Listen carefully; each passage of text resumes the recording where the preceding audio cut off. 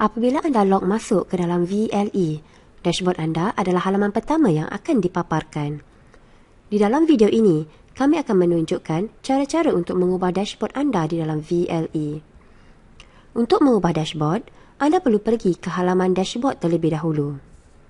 Apabila anda klik pada butang Home, anda akan dibawa ke halaman dashboard walaupun anda sedang berada di halaman lain. Di dalam dashboard, anda boleh membuat pelbagai perubahan dari segi susun atur dan maklumat yang ingin dipaparkan mengikut pilihan hati anda. Untuk memulakan pengubahsuaian, klik pada butang Edit dan tertingkap Content Tray akan dipaparkan. Anda akan melihat 3 pilihan tab di dalam Content Tray iaitu Layout. Anda boleh membuat pengubahsuaian susun atur dashboard anda. Widget. Anda boleh seret dan lepas widget pilihan ke dalam dashboard. Dan akhir sekali, Settings. Anda boleh mengubah nama dan tema dashboard anda. Sekarang, mari kita lihat bagaimana 3 pilihan tersebut boleh mengubah reka bentuk dashboard anda. Anda boleh menukar nama dashboard anda dengan klik pada tab Settings. Halaman anda akan dikemaskinikan apabila anda menaip nama tersebut. Anda boleh menukar tema dashboard anda dengan klik pada anak panah. Apabila anda memilih tema yang dikehendaki, dashboard anda akan berubah secara automatik mengikut tema yang dipilih. Layout. Di sini, kita boleh menukar susun atur dan bilangan kotak kandungan. Contohnya, apabila anda klik pada butang 3, anda akan dapat melihat beberapa susun atur yang berbeza bagi 3 kotak kandungan tersebut. Sekiranya anda klik salah satu daripada pilihan tersebut, dashboard anda akan terpapar kepada paparan 3 kotak konfigurasi susun atur yang telah dipilih sebentar tadi. Anda boleh mula seret dan lepas widget mengikut kesukaan anda ke dalam kotak kandungan. Untuk melihat widget, anda perlu klik pada tab Widget. Anda boleh meletakkan widget ke dalam dashboard dengan klik dan seret widget tersebut. Pastikan terdapat kotak biru sebelum anda melepaskan butang tertikus.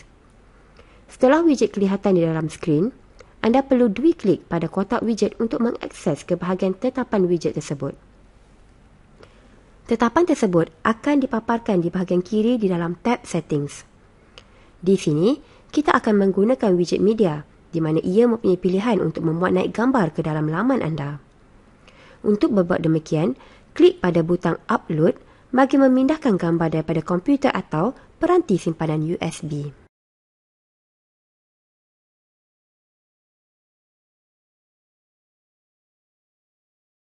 Apabila gambar telah dimuat naik, klik pada butang Done. Sekiranya anda mahu menukar saiz paparan gambar tersebut, anda boleh berbuat demikian dengan memilih saiz Small, Medium atau Large.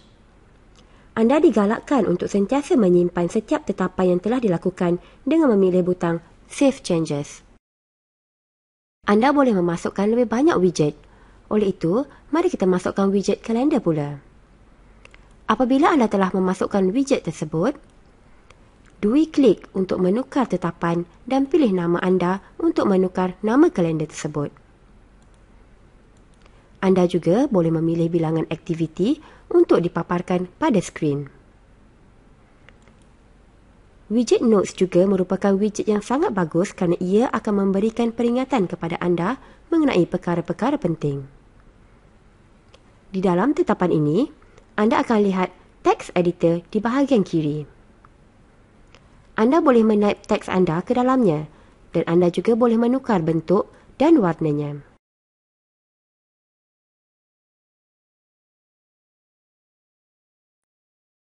Akhir sekali, mari masukkan capaian laman web luar. Untuk melakukannya, anda perlu seret dan lepaskan widget external link ke dalam laman anda. Di dalam tab Settings, masukkan nama laman web tersebut dan kemudian masukkan pula alamat laman web di dalam kotak URL.